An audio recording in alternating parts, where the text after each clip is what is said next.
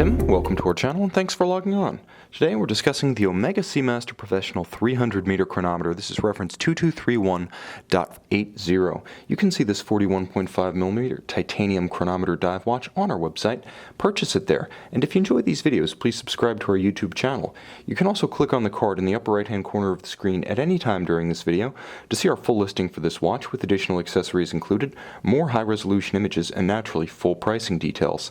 Now this watch is a kissing cousin of the late 90s to early 2000s Omega Seamaster Professional James Bond, but that reference, the 2531.80, was decidedly different in steel with a different finish of the metals about the case and the bezel, and a completely different dial. That one matte, this one an explosive, iridescent, almost electric blue. This is the more expressive of the two watches, and by far the less common. Now this watch is 41.5mm across the round of the case, not including helium release valve, the crown, or the crown guards. It's remarkably svelte, only 12mm thick. It also features a nicely domed sapphire and a conical bezel, so it easily slides underneath a dress cuff or a tight sleeve, such as a Bond-style tuxedo, and that in spite of the helium valve, which frankly is recessed far enough into the case that it doesn't become a holdup. Now, Lug To Lug, it's actually a sizable watch. Not oversized, but it is a substantial 48mm from Lug To Lug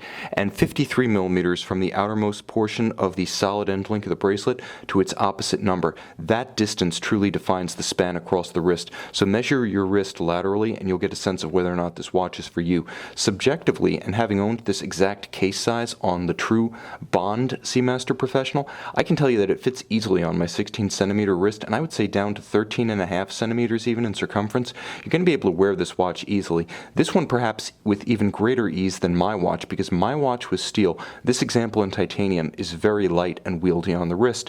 Now structurally the bracelet is the same as on the steel example. Of course the finish is different, this being the great gray metal. Titanium actually takes a dramatic polish that's rarely seen. We're used to seeing titanium in a matte or satin brushed finish, but you can see here where polished application is employed, it's very effective at creating contrast and dynamism. Now of course the mechanism of the class is the same as the stainless steel counterpart, milled out, very substantial, released by twin triggers so you can't accidentally pop it open, it's not friction fit, and again, like the steel counterpart, this one has one of the best dive extensions in the business, even today, almost 20 years after this watch first emerged. Now the watch, within the bounds of its dive case, features quite a few signatures that are long-running elements of Omega Professional watches. Since 1965, you've seen the same kind of beveled case with the Speedmaster Professionals, with the Seamaster Professionals, and you can see that that design cue is carried forward here. The watch does have the helium valve that's become a modern signature of the Omega Seamaster Professionals, both the 300 meters and the Planet Oceans. Probably not something you'll need, but again, a great conversation piece, completely functional, and if you are that 1% of 1% diving in a bell, well, here it is to do its job. For the rest of us, luxury is simply a matter of having more than we need. Now the treatment of the bezel is very different from the Bond.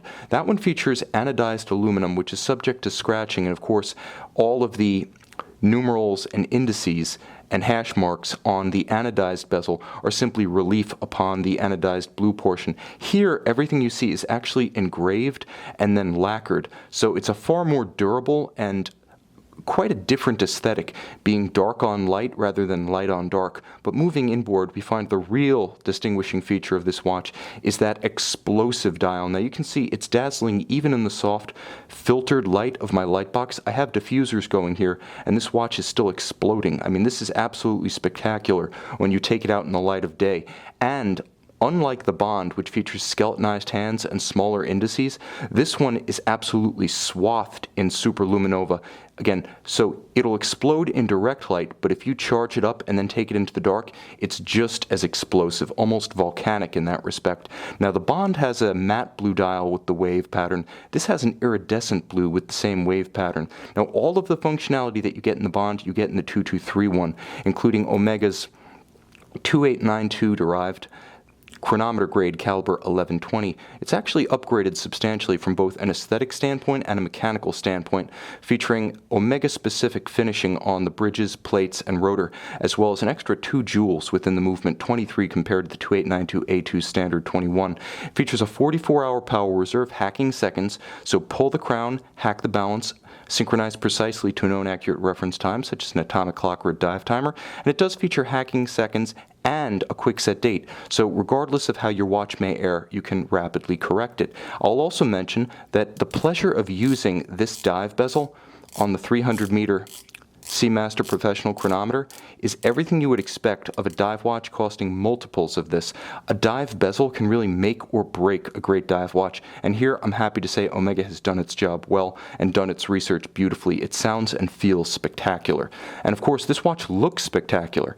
You can see it, fall in love with it, purchase it, and take it home on our website.